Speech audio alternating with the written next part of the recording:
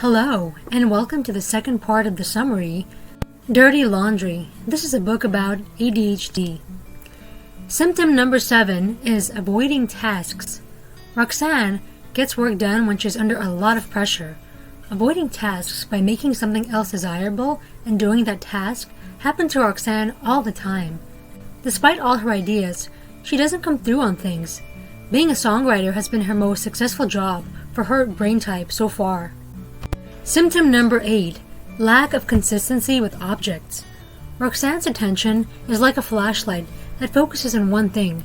She drifted away from her friends back at home when she was away at college and had a hard time explaining why she wasn't there for them. She missed her best friend's wedding because she forgot to open the letters with invitations. Later, she discovered online that she had missed the wedding, and she was very ashamed of herself. Many of her high school friendships came to a hurtful end, and she began to believe that she didn't deserve friends and was selfish. Out of sight, out of mind is what she experiences, which means she forgets her strong connection. She asks people to see them face to face instead, which works out a lot better for her. Can you relate to her story? All of her friends have welcomed her back after Roxanne let them down. Be honest about who you are. You don't have to be an excellent texter to be loved, but you do have to be honest about yourself.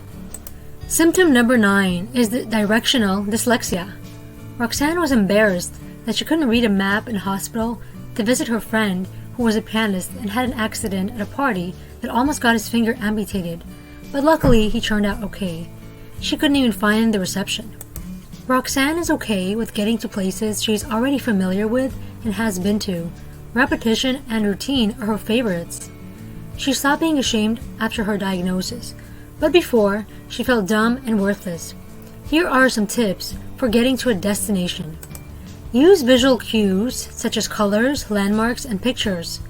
Be calm if you feel lost, and plan your journey the night before. Also, ask someone for help if you need to. Symptom number 10 is impulsivity. When Roxanne gets a business idea, it happens fast. She is blind, optimistic, and enthusiastic. But her husband asks her about supplies, skills, and the cost of her new idea. Her last hobby and obsession was sharing her ideas about ADHD with hundreds of people.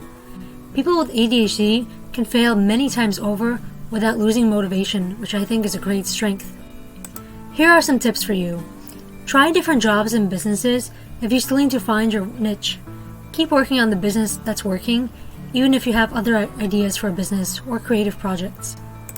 ADHD and love. This is the last section of the book. Getting bored quickly can make someone look for a new high in the form of a new person. It can make others feel alienated from someone with ADHD because it makes it harder to love and get close to a person who tends to move on so quickly.